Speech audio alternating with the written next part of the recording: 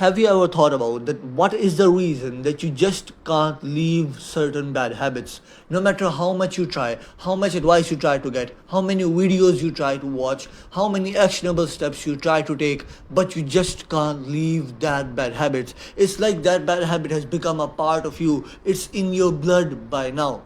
Trust me, I have been trying to answer that question for the past 4 years, thinking, learning, writing, talking, listening, until 3 months ago, I found an 80-minute long guide on a weird topic.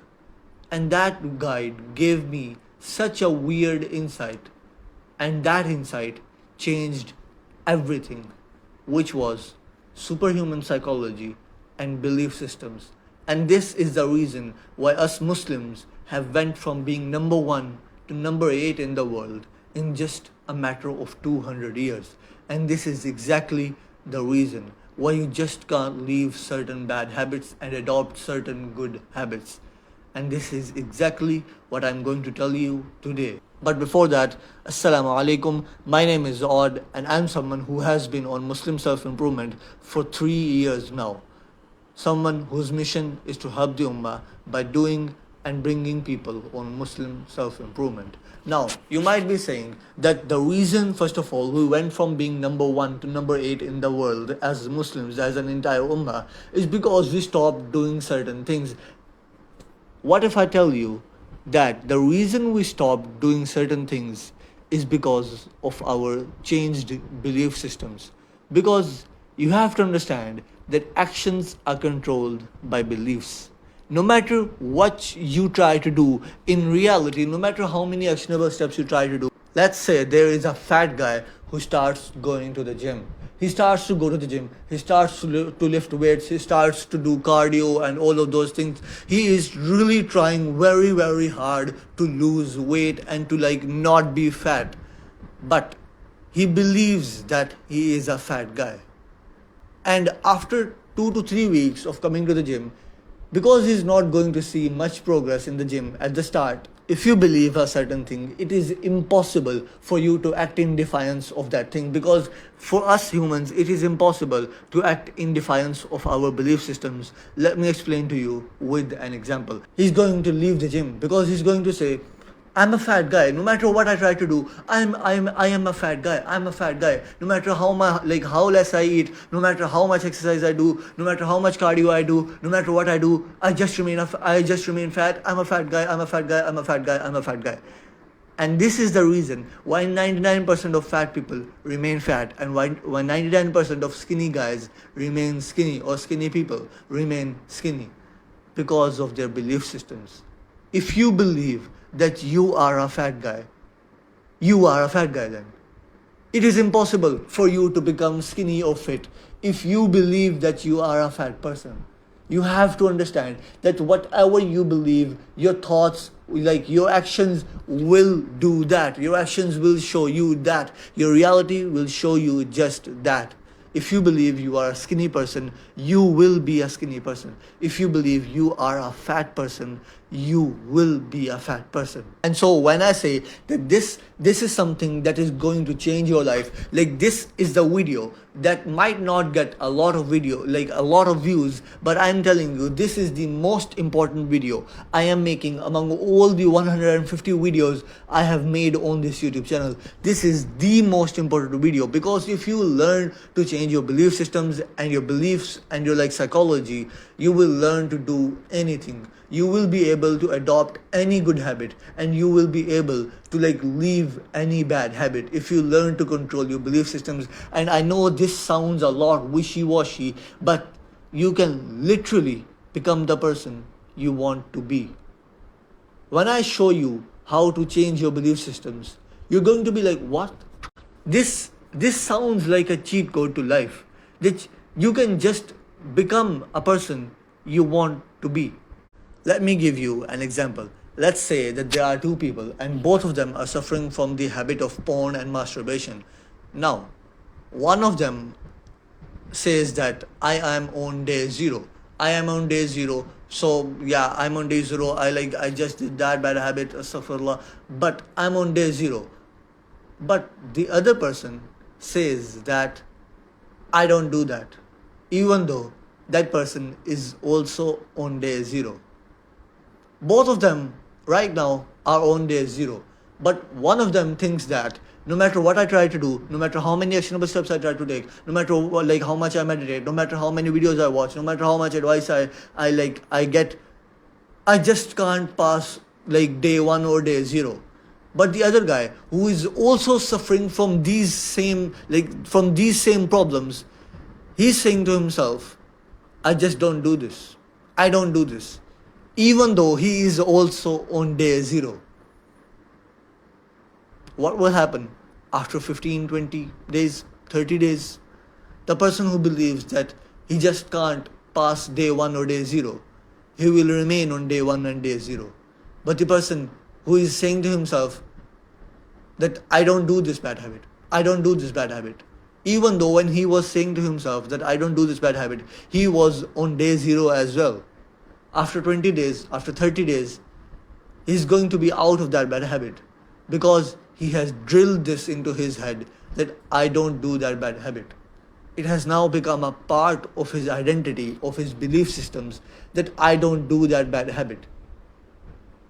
I am telling you, the people who have made progress in their lives, they are nodding their heads right now and they are saying that this is the way that you make progress. Because you have to understand, we do not rise to our abilities, we fall to our beliefs. And even if you look at this Islamically, like in Islamic literature, beliefs are said to be the seed you sow, and then the actions are said to be the plants that rise from those seeds. Is it possible for you to sow an orange seed and get an apple plant? No, that's not possible at all. You can only get an apple plant if you sow the seed for the apple. You cannot sow a seed of an orange and then get an apple plant. Meaning, the seeds are the beliefs, the plants are the actions. What you believe is what you will act on. Now you might be saying, shut up, Odd. Because we believe a certain thing because it is the truth. The fat guy believes that he is fat because he is fat. The person who is skinny believes that he is skinny because he is skinny. The person who can't leave porn and masturbation can't leave that habit because he just can't leave that bad habit because it is the truth.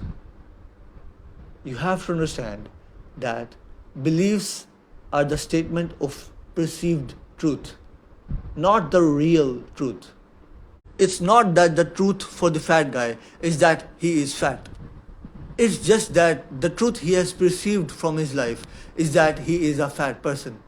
For example, if you believe that money is really hard to make, it is your truth. It is not the truth of every single person in the entire world. Because there is a person right now alive and breathing in this world who believes that money is really easy to make. And that is why he makes a lot of money and you don't make money at all. Because you believe that money is really hard to make. But he believes that money is really easy to make. Beliefs are a statement of perceived truth. What we have perceived from our reality. They are not the actual truth. I know I am drilling this again and again, like I'm repeating this again and again, but I am drilling this point into you. I want to make sure, as I said, this is the most important video I am making among all the 150 videos I have made up till now. By the way, if you want to join the resistance because you are serious about Muslim self-improvement and you want to help the Ummah through Muslim self-improvement, check out the first link in the description because I have an amazing plan for you in there. Now, let's first of all talk about how do beliefs form, and then we will talk about how our beliefs have affected the Ummah and how we can reverse that and all of that stuff.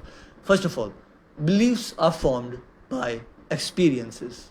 It can be a positive experience or it can be a negative experience. And to understand this, I want you to imagine a scale. You know, scales, like they work like this, they're those scales. And this scale is a scale for our particular belief. Let's say this is a scale for us believing if money is hard to make or if money is easy to make.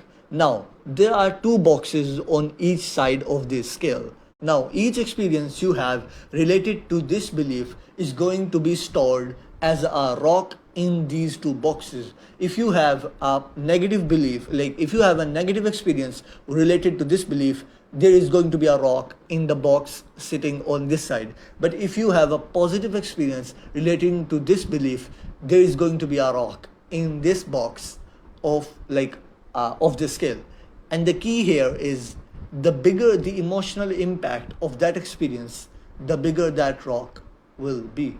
For example, let's say when you were growing up in your family, money was really hard to come by for your family. Because money was really hard to come by for your family and you were a child and all of that stuff, a lot of experiences started to gather up in this box of this belief system. And as a result of this side started to get heavier on this side. And now you imagine that money is really hard to make. Money, like the people who have money are like maybe evil or something like that. And like just money is really hard to make. Why do you believe that? Because your belief systems believe that. You had experiences that made you believe that. But there is one more thing that forms and changes belief systems other than experiences, which is imagination. This is our key here. And this imagination can be about the future and it can be about the past. For example, if you repeat a certain memory again and again in your mind, this is you using your imagination to repeat that memory into your again and again. And as a result of you repeating that memory again and again, whether it is positive or negative, you are storing more rocks in that side of this scale. If that memory is positive, more rocks in the positive side. If that memory is negative, more rocks in the negative side. And then imagination can also be about the future. And this is our key here. This is the way we are going to change our belief systems. How? Remember I told you that the size of the rock that comes in each of these boxes depends upon the emotional impact of that experience. First of all, how we use imagination to change our belief systems is using emotions. Because you have to understand, and I'm not the one who's saying this, science says this, that our brain cannot differ between what is imaginative and what is the reality. In other words, if you imagine a particular thing and that imagination has an emotional impact on you, your brain cannot differentiate between the reality and the thing you are imagining. For example, if you want to do a particular example and you want to see that if this works or not, go ahead and imagine, close your eyes and imagine your family dying.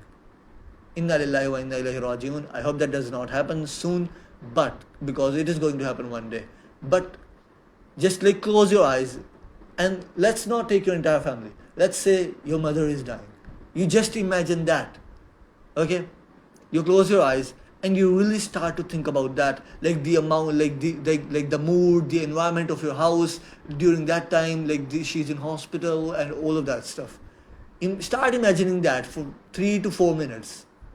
Start imagining the environment. Your friends are going to be there. Your cousins, your relatives are going to be there. And then at the funeral, you're crying. Your brothers are crying. Your father is crying. Your entire family is sad, and all of that stuff. For months after her death, you're the environment of your house is so dark and tense and so gloomy. Start to imagine that. Close your eyes and start to imagine that. If you are imagining that, you can see that you have started to feel down. You're not feeling that it's even though you are just imagining that thing and that has not happened in reality, alhamdulillah, your mind is thinking that it has already happened and it is happening. This is because our minds cannot differentiate between imagination and the reality. And this is what we use to change our belief systems. Now, let me explain what visualizations mean. Visualizations mean that you close your eyes and you think about a particular thing that you want to get. Like, I'll explain what this means in detail. Like, when we start getting into the actionable steps, you start to understand what this means. So you close your eyes and you imagine yourself doing that thing or working towards that thing, and the key here is that you have to feel those emotions, and you just do this every single day, like twice or maybe just once every single day. Now let's talk about your actionable steps and how you can use your belief systems to change literally every single thing. First of all, I want you to think of one area of life in which you are struggling in right now. Maybe you are struggling to make progress, like in the area in which you are struggling to make progress in. Maybe it can be like gaining weight, it can be like getting good marks, it can be making money and like getting sales or something like that. It can be like, I don't know, leaving a particular habit or a particular bad habit, or like adopting some other good habit. Now you have thought about that area of life. Now what I want you to do is go to Google Documents, or maybe like open up notes or something like that, and write down 30 to 50 different beliefs that you right now believe about that area of life. 30 to 50 different things that you believe about that area of life right now. Like that right now. Like, I don't want you to just write down like 5 to 7 different beliefs or something like that. No, I want you to write 30 to 50 different beliefs about that area of life. Let me give you an example. So, if you don't know, I'm someone who gets good marks in all subjects but just one subject, which is Urdu. And no matter what I did, every single year, I would try so hard, I would like write so much, no matter what I did, I would always get bad marks in Urdu. And so this year, I try to use a different approach, which is belief systems. And so this is what I wrote in my list. Like, when I was writing down the beliefs, well, the things which I believed about Urdu at that time, this is what I wrote. First of all, I don't know how to get good marks in Urdu. My Urdu writing is not good. I don't know how to write fast in Urdu. I never get good marks in Urdu. Getting good marks in Urdu is not possible for me. I don't know how to do the Urdu exam. You need to write so much and so beautiful to get good marks in Urdu, and I can't do that. Getting good marks in Urdu is just not for me. I will never be able to get good marks in Urdu. Getting good marks in Urdu is not that. I even used to believe that Allah doesn't want me to get good marks in Urdu. I can't complete my Urdu exam on time. I need more time for Urdu exam. My speed is not enough to complete the Urdu exam. And like there are like 20 more of these. And so, how can I get good marks in Urdu when I believe this? Then, after you have written down 20 to 50 different statements that you believe about that area of life right now, we are going to perform the antonym exercise. If you don't know, antonym means opposite. So we are going to write down inverted list, and then we are going to take each statement from that list and we are going to reverse that. Let's take my example again. So my first belief was, I don't know how to get more good marks in Urdu. In my inverted list, I wrote, I know how to get good marks in Urdu. My Urdu writing is good. Urdu writing fast in Urdu is in my blood. I always get good marks in Urdu. Getting good marks in Urdu is literally in my blood. I know very well how to attempt the Urdu exam. You need to write good to get good marks, and I can totally do that. Getting good marks in Urdu is totally for me. I always get good marks in Urdu. Allah wants me to get good marks in Urdu, and like so on. So we perform the antonym exercise. We reverse all of those beliefs, that all of those statements that we believe about that area of life right now. And then, after performing the antonym exercise, because there are going to be some statements that we repeat again and again while writing that list, we are going to now cut out the ones which are not the most efficient or which we have repeated. So among those 30 to 50 beliefs, 32 different statements you wrote, take 20 to 25 best ones, the ones which you think carry the most weight, the ones which you think are the real problem for you right now. And then after taking those 20 to 25 of those statements, the best ones, all you have to do now is just repeat those statements every single morning and every single evening. But there is a catch how you do it. Remember, I told you that Our mind cannot differentiate between imagination and reality. And then I told you that the emotional impact of that experience determines the size of the rock that comes in each of those boxes. So how you go through these belief systems in is not that you just read this list every single morning and every single evening.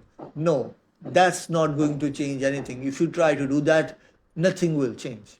Instead, what we do is after saying one statement, let's say I know how to get good marks in Urdu.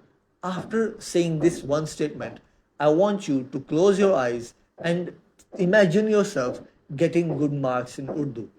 And then, as you are imagining yourself getting good marks in Urdu, I want you to feel getting good marks in Urdu. What would you be feeling at that time when you get good marks in Urdu? Like when I get good marks in Urdu, for me, which is like not for you, but whatever the belief is for you, whatever the statement is for you, first read that line, then close your eyes and imagine yourself getting that thing or doing that thing. And then finally feel the emotion you would be feeling at that time when you do that thing or when you get that thing, because it is all about imagination and it is all about feelings. If you just read this list again and again, nothing will change. So, this is very important. So, repeat this every single morning and every single evening. And even if you do it just once every single day, it will still work. Do it for 3 to 6 months, and I can guarantee you, less than 6 months, you are going to change your belief about that area of life. For every single belief, the time will be different, so that's why we say 3 to 6 months.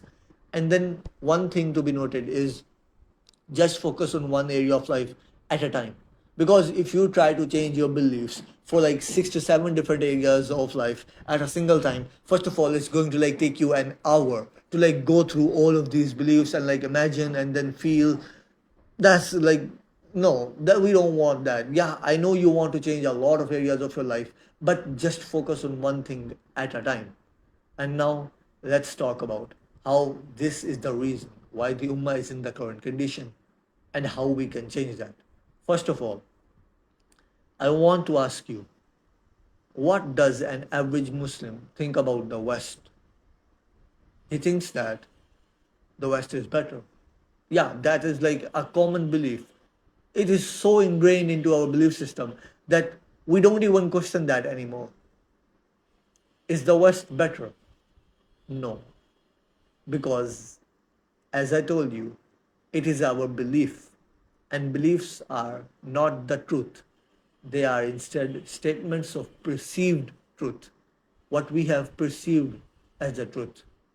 But how was this belief formed? When was this belief formed? Simple: colonialism. Because you have to understand that when you have been ruled by certain people, when certain people have been your kings for years, centuries, it is really hard for you to think that you are equal to them. And especially if they have they built their empire in a way that the people they conquered, they used to make sure that the people they conquered knew that they are inferior to them. Because you have to understand that among the 55 plus different Muslim countries in the world right now, there are only 4 Muslim countries which were never colonized. First of all, there is Saudi Arabia. The reason it was not colonized, even though they could do that, was because at that time the oil was not discovered in Saudi Arabia. Alhamdulillah. So it was just a barren desert and nobody wanted to colonize that. Then the other Muslim country which has not been colonized is Iran, which the reason that has not never been colonized is because it has a really good geography. And then Turkey has never been colonized. It was colonized for 5 years or maybe 2 3 years, something like that. But that didn't last for long, and the Turks fight back and all of that stuff. And then the final Muslim country which has never been colonized is Afghanistan. I don't think I have to explain to you why, but understand that among 55 plus Muslim countries in the world right now, there are only four Muslim countries which have never been colonized. And so this is the reason why we think they are better, because they were our masters for a certain period of time. For some centuries, for some countries it was 2 centuries, for some it was three, for some it was one and a half, for some it was half, but it happened nevertheless. Like, yes, we gained independence, but we never changed our belief systems. Our beliefs never changed. We still think that the West is better. Why? Because they were our colonizers. And so, our goal, you and me, our goal is to break that cycle. How do we break that cycle? I have already told you how to change your belief systems. So, go and start doing that. Go and start changing your belief systems one by one. And in 10 to 20 years, you will have changed every single belief system. You might be saying, what will happen? What will be the like, what is the benefit of just me changing my belief systems? And at this, I tell you, every single person in this world has an effect on 1,000 other people. If you change your belief systems, you will also be able to change the belief systems of 1,000 other people. And that is why I say, all you have to do is just change 1,000 people. And so, as I said, if you want to join the resistance and you want to do something for the Summah and you are serious about Muslim self improvement, check out the first link in the description. Otherwise, if you want to join my free communities, go and check out the second and the third links in the description. And so, if I get killed for telling you all of this, then you must carry on without me. And inshallah, I will see you in Jannah.